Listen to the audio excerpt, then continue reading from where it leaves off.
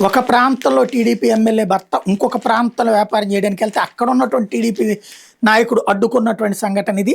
సాక్షి highlight చేసింది. భూమి రహదారి వివాదం అధికార తెలుగుదేశం పార్టీలోని రెండు వర్గాల మధ్య ఘర్షణకు దారితీసింది. గుంటూరు వెస్ట్ ఎమ్మెల్యే గల్లామాధవికి చెందిన భ్రమరాజ్ టౌన్షిప్ యాజమాన్య వర్గానికి మార్కాపురం పట్టణానికి చెందిన టీడీపీ నేత చిలకపాటి చిన్న వెంకట చెన్నయ్య వర్గానికి మధ్య రహదారి మీద గేట్ కంచె నిర్మాణం విషయంలో వివాదం తలెత్తింది. వ్యవహారం మీద ఆదివారం రెండు వర్గాల ఘర్షణ పట్టడంతో నలుగురు గాయాలయ్యాయి. మార్కాపురంలోని పూల సుబ్బయ్య కాలనీకి తూర్పున భ్రమరా టౌన్షిప్ వెంచర్ ఉంది.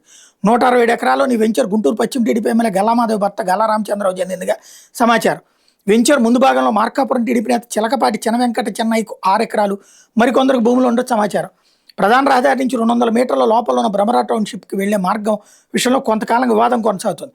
వెంచర్ యాజమాన్యం గతంలో ఉన్న 30 అడుగుల మెటల్ రోడ్డును విస్తరించి 50 అడుగుల రహదారిగా చేసేందుకు రెండు వైపులు ఇనుప కంచె ఏర్పాటు చేయడంతో ఆ ప్రాంతంలోని భూముల యజమానులు తమ స్థలాలకు రాకపోకలు ఇబ్బంది కలుగుతుందని అభ్యంతరం వ్యక్తం చేశారు.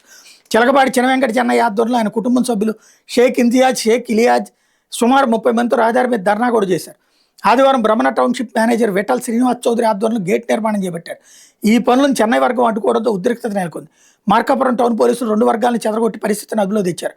ఆ తర్వాత ఇనప గేట్లను కొందరు పక్కనే ఉన్న చెరువులో పడేసినట్టు సమాచారం. సాయంత్రం ఆ గేట్లు బయటికి తీసేందుకు మేస్త్రి మీరావళి ఆధ్వర్యంలో కూలీల చెరువులో దగ్గర చెన్నై వర్గం అడ్డుకుంది. దీంతో రెండు వర్గాల మధ్య మరోసారి ఘర్షణ జరిగింది. ఈ ఘర్షణలో మేస్త్రి పాణ్యం మీరావళి అనిల్కి గాయాలయ్యాయి. చెన్నై వర్గానికి చెందిన అనకరి మల్లికార్జున, అంబడిపూడి కిరణ్ కూడా గాయాలయ్యాయి. గాయపడిన వాళ్ళని ఆసుపత్రికి తరలించారు. మార్కాపురం టౌన్ పోలీసులు విచారణ చేపట్టారు. కేసులు నమోదు కాలేదని, విచారణ అనంతరం తదుపరి చర్యలు తీసుకునే అవకాశం ఉందని సమాచారం అని హైలైట్ చేశారు.